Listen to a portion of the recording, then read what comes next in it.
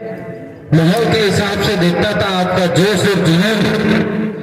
इस रैली का हवा ये बता रही थी कि अब की बार सलूमगढ़ चुनाव जीत के रहेगी और पूरा भरोसा और विश्वास है कि सलूमगढ़ चुनाव जीतेंगे।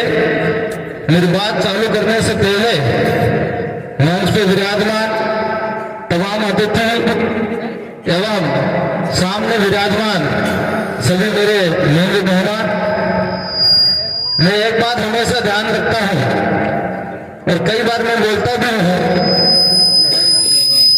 कि मैं जब 2018 के अंदर चुनाव लड़ा था और तब 52,000 वोट मिले थे और सेकंड बार उस समय हार हुई थी और सेकंड बार भारी वोटों से जीत हासिल हुई।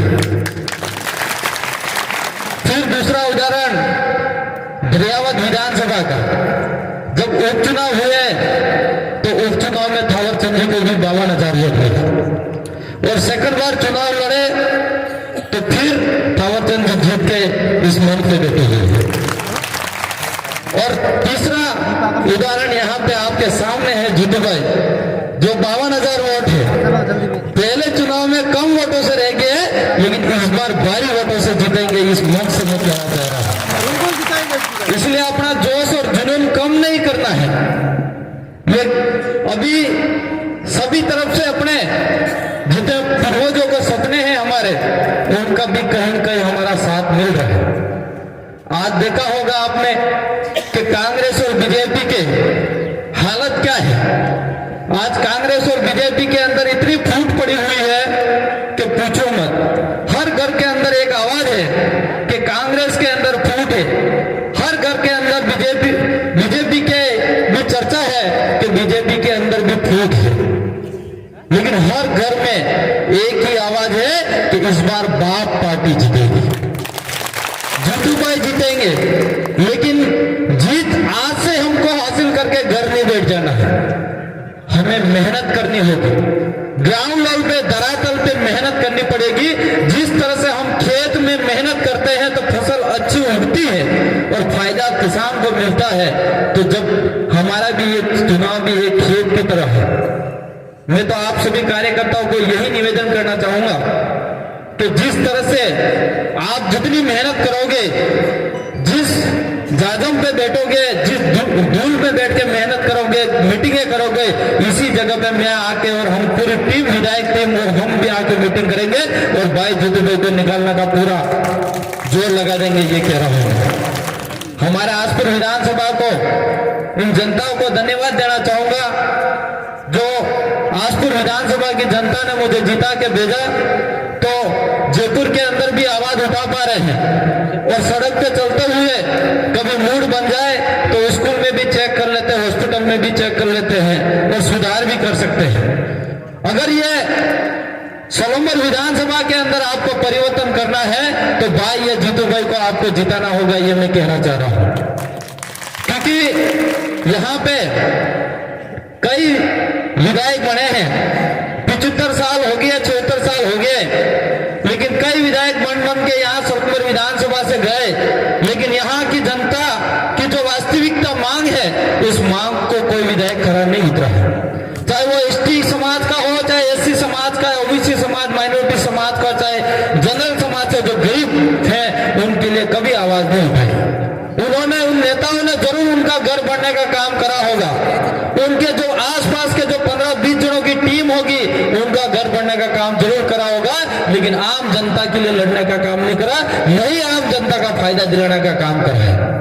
इसलिए साथियों, आप सबको आपको समझकर हमारे जीतू भाई को जिताना है। और ये वही जीतू भाई है जब मैं कॉलेज का प्रेसिडेंट था 2016 के अंदर और 2017 में मेरी मुलाकात हुई थी उनकी, और ये भाई एक किसान का बेटा है और कहीं न कहीं गरीब परिवार से उठ के आता, और ये जब जॉब करते थे तब मेरी पहली मुलाकात हुई थी और उस समय से भिल प्रदेश के अंदर प्रवेश करा था और आज तक जीतू भाई कंधे से कंधा मिला के समाज के लिए काम कर रहे, वही जीतू भाई है ये। इसलिए आप जिस तरह से जीतू भाई अपने घर छोड़ के अपना समय पूरा समाज के लिए देते थे, आज जीतू भाई को आपके समय की जरूरत है। आपको समय देके तन मन धन से दिल से मेहनत करके भाई जीतू भाई को या सोलंबर से जयपुर तक पहुंचाने का काम यहाँ की सोलंबर की जनता को करना पड़ेगा। मुझे हाथ ऊंचा करके बताओ कि जीतू भाई के साथ हो कि नहीं। पूरा भरोसा और विश्वास है। जिस तरह से आपने हाथ ऊंचा करके भाई जीतू भाई को समर्थन दिया है, जितेश भाई को, इसी तरह से हमको साथ देना है और सोलंबर से चुनाव जरूर जीतेंगे। यहाँ की जनता की आवाज, चाहे शिक्षा की हो, चाहे बिजली की हो, चाहे सड़क की हो, चाहे किसी भी प्रकार की कोई भी आवाज होगी तो जरूर विधानसभा जयपुर के अंदर गुजरेगी। ये मैं पूरा भरोसा और विश्वास दिलाता हूँ। और हम अभी राजस्थान विधानसभा के अंदर 3 है, जो हमारे जेकी भाई और थावरचंद जी मेरे साथी हैं। हम 3 विधायक है। मैं हमेशा कहता हूँ कि जब आपने कई नारे लंबानो काम है ते भी 3 जना था नहीं करे तो हमार भी 3 जना ने पासो बटे। हालांकि 3 जना भी पार पड़ी जो, क्योंकि 3 जना था तो 3 बार एक दिन के अंदर 3 बार स्थगित करा दी थी विधानसभा के अंदर, लेकिन पास करवा जरूर थे। और पास कराओगा तमाम ये जनता, 84 की जनता और सोलंबर की जनता की ताकत से 5 होंगे और 5 होंगे तो 5 एक मुट्ठी की तरह रहेंगे और सामने वाले मुट्ठी जाएगी तो बिगड़ जाएगा। ये मैं आपसे वादा कर रहा हूँ, इससे ज्यादा नहीं बोलूंगा। क्योंकि और ये हमारा जो निशान है, मैं ज्यादा नहीं शॉर्ट में बोलना चाहूंगा क्योंकि हमारे सांसद महोदय को भी निकलना है, समय थोड़ा कम है। ये हमारा जो निशान है गेडू, अब कई एक यहाँ पे हमारे प्रदेश अध्यक्ष साहब कह रहे थे कि मन्नालाल कह रहा है यहाँ पे कि लड़ चलाओ और आदिवासियों के घर जला दो, तो आप लोग निशान भी ठीक है क्या नहीं है, वाह नहीं है, पर ये निशान छोड़ू नहीं है और ये निशान हाथी से रखो। और मन्नालाल जी आवे तो यू निशान हाथी से रखो के सीटी रखोगे। और बुजुर्गों के लिए मैं कहना चाह रहा हूं कि ये एक जब बुजुर्ग होता है, जब पेंशन मिलती है तो ये एक सहारा मिलता है और उनपे ज्यादा भरोसा रहता है। बुजुर्ग हमेशा यही कहता है अपना आई है दादो है, कई भी नानो शुरू अगर ये गेड़ू नहीं लिए तो डायरेक्ट ना के डॉक्टरों पर आई दादो भाई थी ना सुरा पासू लावे हाई कहे कि ये एक सहारा है उनका।